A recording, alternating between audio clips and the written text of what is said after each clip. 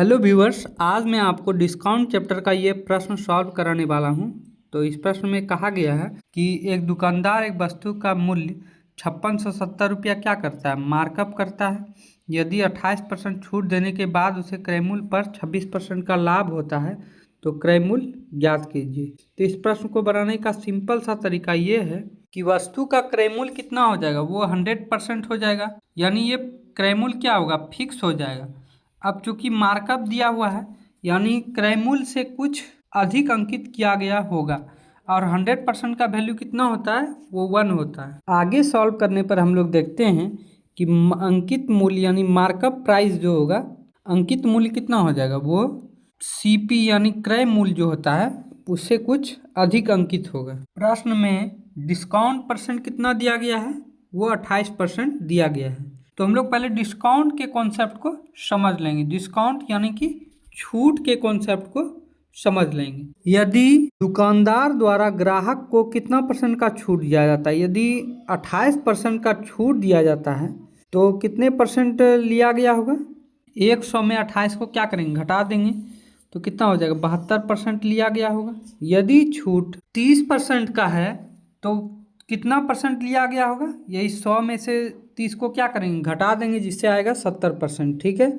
उसके बाद यदि छूट 20% का हो, छूट यदि 20% का हो तो कितने परसेंट लिया गया होगा ग्राहक से, 80%। अब तो आप समझ ही गए होंगे कि छूट का क्या कॉन्सेप्ट है। इसी आधार पर यह प्रश्न बनेगा।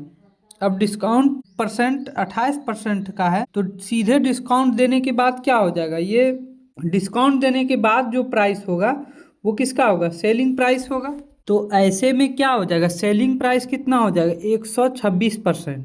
क्योंकि सीपी पर हमेशा क्या होता है, प्रॉफिट दिया गया है, प्रॉफिट परसेंट दिया गया है, इसलिए सेलिंग प्राइस कितना हो जाएगा, 126%। अब आगे हम लोग सॉल्व करेंगे इसको, तो कितना हो जाएगा, 5670 गुना 72/100, क्योंकि डिस्काउंट कितना दिया गया है, 28% का दिया गया है। डिस्काउंट देने के बाद हम लोग क्या देखते हैं, जैसे ही 5670 का 72/100 लिए, ये किसके बराबर हो जाएगा, सेलिंग प्राइस के बराबर हो जाएगा।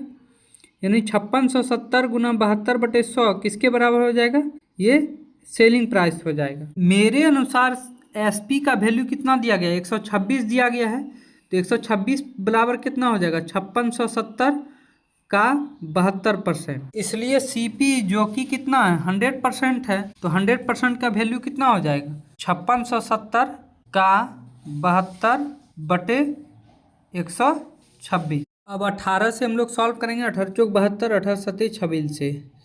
ठीक है। अब 7 से इसको काट देंगे, 7 8 56, 7 1 7, यानी 810 गुने 4, तो कितना हो जाएगा, 3240 रुपया। तो इस प्रश्न का सही उत्तर क्या हो जाएगा, ऑप्शन नंबर सी, 3240 रुपया।